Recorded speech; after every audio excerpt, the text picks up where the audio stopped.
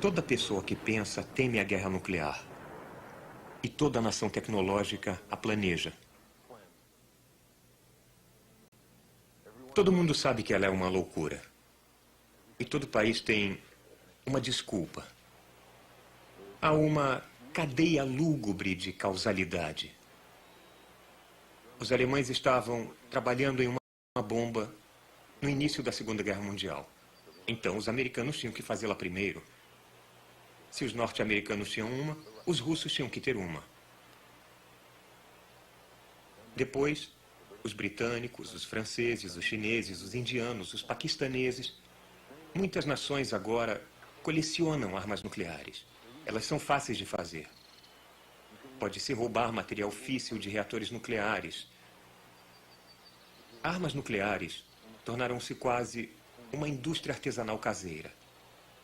As bombas convencionais da Segunda Guerra Mundial eram chamadas de arrasa-quarteirão. Preenchidas com 20 toneladas de TNT, destruíam um quarteirão.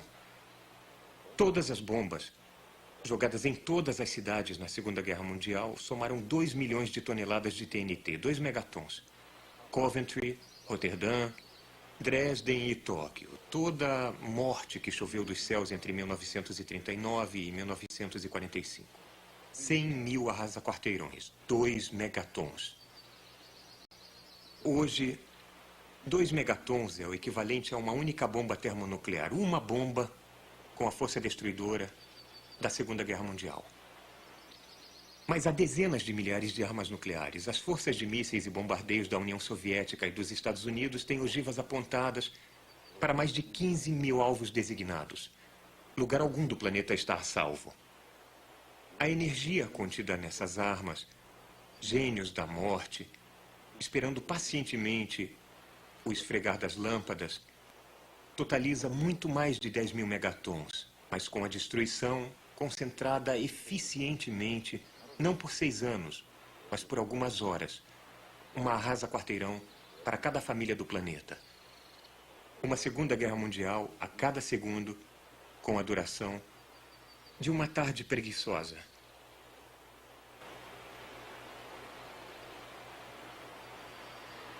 A bomba jogada em Hiroshima matou 70 mil pessoas. Em uma troca nuclear completa, no paroxismo da morte global, o equivalente a 1 milhão de bombas de Hiroshima seria jogado no mundo todo. Mas em tal troca, nem todo mundo morreria com a explosão, com o incêndio e com a radiação imediata. Haveria outras agonias. A perda de entes queridos, as legiões de queimados, cegos e mutilados, a ausência de cuidados médicos, doença, praga, radiação de longo prazo, envenenando o solo e a água, a ameaça de tumores, partos de natimortos e crianças mal-formadas, e o sentido inútil de uma civilização destruída por nada. O conhecimento de que poderíamos ter evitado e não evitamos. O equilíbrio global do terror em que os Estados Unidos e a União Soviética foram pioneiros mantém reféns todos os cidadãos do mundo. Cada lado sonda persistentemente os limites da tolerância do outro, como a crise dos mísseis cubanos, o teste de armas antissatélites, o Vietnã e as guerras do Afeganistão. Os sistemas militares hostis estão presos em um horripilante abraço mútuo. Um precisa do outro.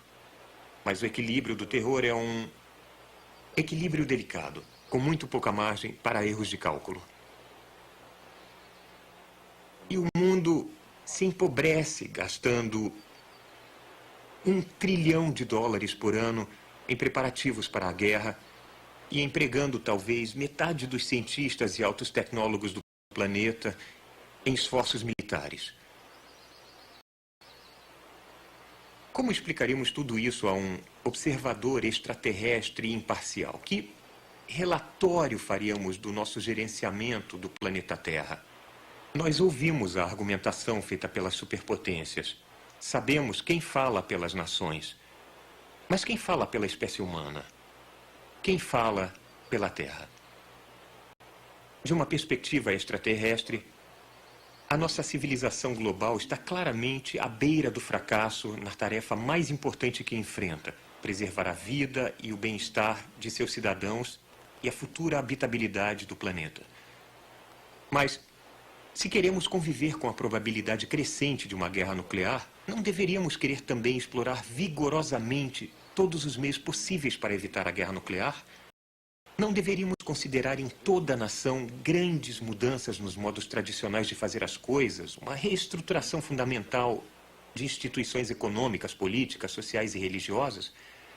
Nós chegamos a um ponto em que não pode haver mais interesses especiais ou casos especiais. As armas nucleares ameaçam toda pessoa na Terra. Mudanças fundamentais na sociedade, às vezes taxadas como nada práticas ou contrárias à natureza humana, como se a guerra nuclear fosse prática ou se houvesse uma só natureza humana.